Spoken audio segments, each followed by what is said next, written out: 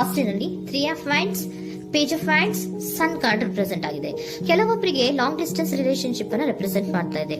ಮತ್ತೆ ಕೆಲವೊಬ್ರು ಟ್ರಾವೆಲ್ ಮಾಡೋದ್ರ ಮೂಲಕ ನಿಮ್ಮ ಪರ್ಸನ್ ಅನ್ನ ನೀವು ಭೇಟಿಯಾಗಿರುವಂತಹ ಪಾಸ್ಟ್ ನಲ್ಲಿ ರೆಪ್ರೆಸೆಂಟ್ ಆಗ್ತಾ ಇದೆ.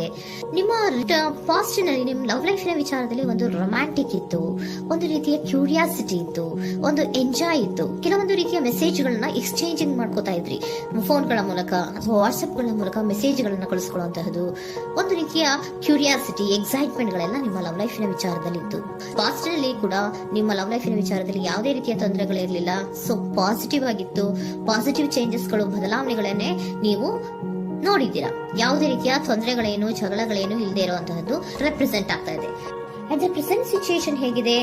ಈಗಿನ ಸಿಚುಯೇಷನ್ ಕೂಡ ಸೆಕ್ಯೂರ್ ಆಗಿರುವಂತಹದ್ದು. ನಿಮ್ಮ ಲವ್ ಲೈಫಿನ ವಿಚಾರದಲ್ಲಿ ಅಟ್ ಪ್ರೆಸೆಂಟ್ ಅಲ್ಲೂ ಕೂಡ, ಈ ಹಿಂದೆನೂ ಕೂಡ ನಿಮಗೆ ಚೆನ್ನಾಗೇ ಇತ್ತು, ಈಗಲೂ ಕೂಡ ಪ್ರೆಸೆಂಟ್ ಅಲ್ಲಿ ನಿಮಗೆ ಕಿಂಗ್ ಆಫ್ ಪ್ಯಾಂಟಿಕಲ್ ರೆಪ್ರೆಸೆಂಟ್ ಆಗ್ತಾ ಇರೋದ್ರಿಂದ ನಿಮಗೆ ಲವ್ ಲೈಫ್ ನ ವಿಚಾರದಲ್ಲಿ ಚೆನ್ನಾಗೇ ಇದೆ. ಸೊ ಒಂದು ಭದ್ರತೆ ಇದೆ. ಲವ್ ಲೈಫ್ ನ ವಿಚಾರದಲ್ಲಿ ಒಂದು ಸಾಮರಸ್ಯ ಇದೆ. ಯಾವುದೇ ರೀತಿಯ ತೊಂದರೆಗಳು ಏನು ಕಾಣ್ತಾ ಇಲ್ಲ. ಸೆಕೆಂಡ್ ಕಾರ್ಡ್ ಬಂದಿರುವಂತಹದ್ದು ಪ್ರೆಸೆಂಟ್ ಸಿಚುಯೇಷನ್ ಸ್ಟ್ರೆಂತ್ ಇದೆ, ಬಾಂಡೇಜ್ ಇದೆ. ಚೆನ್ನಾಗಿ ನೀವಿಬ್ಬರ ಮಧ್ಯೆ ಒಂದು ಬಾಂಡೇಜ್ ಇದೆ, ಸಾಮರಸ್ಯ ಇದೆ, ಹೊಂದಾಣಿಕೆ ಗುಣಗಳು ತುಂಬಾ ಇದೆ. ಆದ್ರೂ ಕೂಡ ಅಟ್ ಪ್ರೆಸೆಂಟ್ ಅಲ್ಲಿ ಕೆಲವೊಂದು ವಿಚಾರಗಳ ಬಗ್ಗೆ ಅನುಮಾನವನ್ನ ಪಡ್ತಾ ಇರುವಂತಹದ್ದು ರೆಪ್ರೆಸೆಂಟ್ ಆಗ್ತಾ ಇದೆ.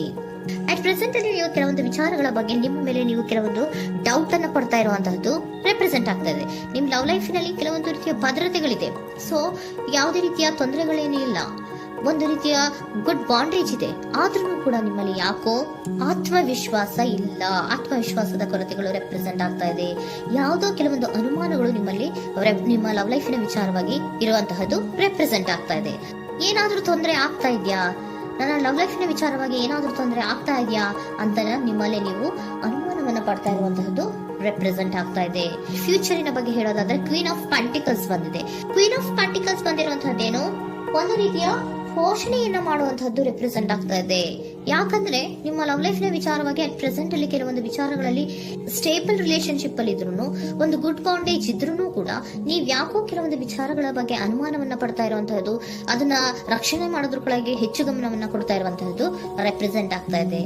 ಇಮಿಡಿಯೇಟ್ ಫ್ಯೂಚರಿನ ಬಗ್ಗೆ ಹೇಳೋದಾದ್ರೆ ನೀವೊಂದು ರೀತಿಯ ಪೋಷಣೆಗಳನ್ನ ಮಾಡುವಂತಹದ್ದು, ನಿಮ್ಮ ಲವ್ ಲೈಫಿನ ವಿಚಾರವಾಗಿ ಕೆಲವೊಂದು ರೀತಿಯ ಹೆಚ್ಚು ಗಮನವನ್ನ ಕೊಡುವಂತಹದ್ದು, ಯಾವುದೋ ನಿಮ್ಮ ವಿಚಾರಗಳಲ್ಲಿ ಹಿಡಿತದಲ್ಲಿ ಏನ್ ಇಟ್ಕೊಂಡಿದ್ರೋ, ನಿಮ್ಮ ಪೊಸೆಸಿವ್ನೆಸ್ ಅನ್ನ ಏನ್ ಇಟ್ಕೊಂಡಿದ್ರೋ, ಯಾವುದೋ ಕೆಲವು ವಿಚಾರಗಳಲ್ಲಿ ನೀವು ಬಹಳಷ್ಟು ಓಪನ್ ಅಪ್ ಆಗಿ ಮಾತಾಡದೆ, ಯಾವ ವಿಚಾರಗಳನ್ನು ಕೂಡ ಹೇಳ್ಕೊಳ್ಳದೆ, ನಿಮ್ಮಲ್ಲೇ ನೀವು ಕೆಲವೊಂದು ಬೇಜಾರುಗಳನ್ನ ಏನ್ ಇಟ್ಕೊಂಡಿದ್ರೋ ಆ ವಿಚಾರಗಳನ್ನ ನೀವು ಮಾತಾಡುವಂತಹ ಸಾಧ್ಯತೆಗಳು ಇಮಿಡಿಯೇಟ್ ಫ್ಯೂಚರ್ ನಲ್ಲಿ ಕಾಣಿಸ್ತಾ ಇದೆ.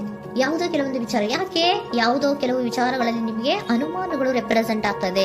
ಲವ್ ಲೈಫಿನ ವಿಚಾರ, ಪ್ರೀತಿಯಲ್ಲಿ ಯಾವಾಗ ಅನುಮಾನಗಳು ಸೃಷ್ಟಿಯಾಗುತ್ತೋ ನಾವು ಅವಾಗವಾಗ್ಲೇ ಅದನ್ನ ಬಗೆಹರಿಸ್ಕೊಬೇಕು. ನಮ್ಮಲ್ಲೇ ಇಟ್ಕೊಳ್ಳೋದು, ಅಯ್ಯೋ ಏನಾಗ್ತಾ ಇದೆಯೋ ಅಂತ ಕೊರಗೋದು ಅಥವಾ ಏನಾಗ್ಬಿಡುತ್ತೋ ಅಂತ ಭಯ ಪಡುವಂತಹದ್ದು ಏನು ಬೇಕಾಗಿಲ್ಲ. ಯಾಕಂದ್ರೆ ಲವ್ ಇರುವಂತಹದ್ದೇ ನಂಬಿಕೆಯ ಬುನಾದಿಯ ಮೇಲೆ. ಸೊ ನೀವೇನ್ ಮಾಡ್ಬೇಕು, ಏನಾದ್ರೂ ಸ್ವಲ್ಪ ಡೌಟ್ಗಳು ಬಂದಾಗ ನೀವು ಅದನ್ನ ಬಗೆಹರಿಸ್ಕೋಬೇಕು. ಯಾವ ವಿಚಾರದಲ್ಲಿ ನಿಮಗೆ ಬೇಜಾರಾಗಿತ್ತು ಅದನ್ನ ನೀವೇನ್ ಮಾಡ್ಬೇಕು, ನಿಮ್ಮಲ್ಲೇ ಇಟ್ಕೊಂಡು ಕೊರಗಬಾರ್ದು. ಓಪನ್ ಅಪ್ ಆಗಿ ಮಾತಾಡೋದ್ರ ಮೂಲಕ ನೀವು ಕ್ಲಾರಿಟಿಯನ್ನ ತಗೊಳ್ಳುವಂತದ್ದು ನಿಮಗೆ ಇಮಿಡಿಯೇಟ್ ಫ್ಯೂಚರ್ ನಲ್ಲಿ ಕಾಣಿಸ್ತಾ ಇದೆ. ಯಾವುದೇ ವಿಚಾರಗಳ ಬಗ್ಗೆ ನೀವು ನಿಮ್ಮ ಲವ್ ಅನ್ನ ಅಥವಾ ನಿಮ್ಮ ಪ್ರೀತಿಯನ್ನ ಭದ್ರವಾಗಿ ಉಳಿಸ್ಕೊಳ್ಳೋದಕ್ಕೋಸ್ಕರವಾಗಿ ನೀವು ನಿಮ್ಮಲ್ಲೇ ಇಟ್ಕೊಂಡಿದ್ದಂತಹ ಅಥವಾ ಕೆಲವು ಬೇಜಾರಿನ ವಿಷಯಗಳ ಬಗ್ಗೆ ನೀವು ಹೆಚ್ಚು ಮಾತಾಡಿ ಓಪನ್ ಅಪ್ ಆಗಿ ಕೆಲವೊಂದು ವಿಚಾರಗಳ ಬಗ್ಗೆ ಮಾತಾಡುವಂತಹದ್ದು ಮತ್ತೆ ಅದನ್ನ ಕ್ಲಾರಿಟಿಗೆ ತಗೊಳ್ಳುವಂತಹದ್ದು ರೆಪ್ರೆಸೆಂಟ್ ಆಗ್ತಾ ಇದೆ.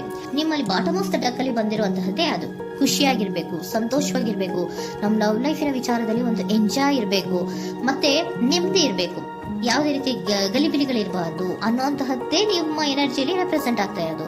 ಅದಕ್ಕೋಸ್ಕರನೇ ನೀವು ಏನೇನು ಕೆಲವೊಂದು ಸ್ವಲ್ಪ ಅನುಮಾನವನ್ನ ಪಡ್ತಾ ಇದ್ರಿ ಅಥವಾ ಕೆಲವೊಂದು ವಿಚಾರಗಳಲ್ಲಿ ನೀವು ಡಿಸ್ಟರ್ಬ್ ಆಗಿದ್ರಿ, ಓಪನ್ ಅಪ್ ಆಗದೆ ಹೇಳ್ದೆ ನಿಮ್ಮಲ್ಲೇ ನೀವು ಬೇಜಾರನ್ನ ಮಾಡ್ಕೊಂಡು ಏನು ಕೆಲವು ವಿಚಾರಗಳ ಬಗ್ಗೆ ಕೊರಗ್ತಾ ಇದ್ರಿ, ಅದನ್ನ ನೀವು ಓಪನ್ ಅಪ್ ಆಗಿ ಮಾತಾಡಿ ಅದರ ಬಗ್ಗೆ ತಿಳ್ಕೊಳ್ಳುವಂತಹದ್ದು, ಅದನ್ನ ಕ್ಲಾರಿಟಿಗೆ ತಗೊಳ್ಳುವಂತಹದ್ದು ನಿಮ್ಗೆ ರೆಪ್ರೆಸೆಂಟ್ ಆಗ್ತಾ ಇದೆ.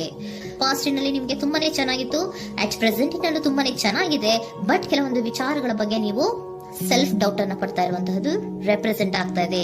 ಏನಾಗ್ತಾ ಇದೆಯೋ ಅನ್ನೋದ್ರ ಬಗ್ಗೆ ನೀವು ಸ್ವಲ್ಪ ವಿಶ್ವಾಸವನ್ನ ಕಡಿಮೆ ಮಾಡ್ಕೊಳ್ತಾ ಇರುವಂತಹದ್ದು ರೆಪ್ರೆಸೆಂಟ್ ಆಗಿತ್ತು.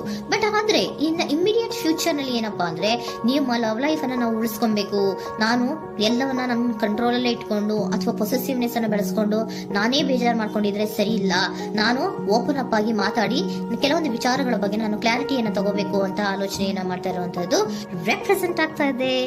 ಓಕೆನಾ, ಒಂದು ಏಂಜಲ್ ಗೈಡೆನ್ಸ್ ನ ನಿಮ್ಮ ಲವ್ ರೀಡಿಂಗಿನ ವಿಚಾರವಾಗಿ ತಗೊಂಡ್ಬಿಡೋಣ ಅಲ್ವಾ. ದ ಸಿಚುಯೇಷನ್ ವಿಲ್ ಇಂಪ್ರೂವ್, ಸಿಚುಯೇಷನ್ಗಳು ಇಂಪ್ರೂವ್ ಆಗತ್ತೆ. ನೀವು ನಿಮ್ಮಲ್ಲೇ ಇಟ್ಕೊಂಡು ಹೊರಗಬೇಡಿ. ಯಾವುದೇ ವಿಚಾರಗಳನ್ನ ನಾವು ಓಪನ್ ಅಪ್ ಆಗ್ಬೇಕು. ನಾವೇ ಬೇಜಾರ್ ಮಾಡ್ಕೊಂಡ್ರೆ ಅವ್ರಿಗೆ ಏನ್ ಅರ್ಥ ಆಗುತ್ತೆ, ನಿಮ್ ಪರ್ಸನ್ಗೆ ಏನ್ ಅರ್ಥ ಆಗುತ್ತೆ, ಏನಕ್ಕೆ ಬೇಜಾರ್ ಮಾಡ್ಕೊಂಡಿದೀರಾ ಅಂತ ಅವ್ರು ತಿಳ್ಕೊಬೇಕು ಅಲ್ವಾ. ನಿಮ್ಗೆ ಅವರಲ್ಲಿ ಏನೇ ರೀತಿ ಕ್ಲಾರಿಟಿ ಬೇಕು ಅಂದ್ರೂ ಕೂಡ ನೀವು ಮಾತಾಡಿ ಕ್ಲಿಯರ್ ಮಾಡ್ಕೊಳ್ಳಿ. ಅವಾಗ ಏನಾಗುತ್ತೆ, ದ ಸಿಚುಯೇಷನ್ ವಿಲ್ ಇಂಪ್ರೂವ್ ಆಗತ್ತೆ. ಇದಿಷ್ಟು ನಿಮ್ಮ ಮಂತಿನ ಲವ್ ರೀಡಿಂಗ್.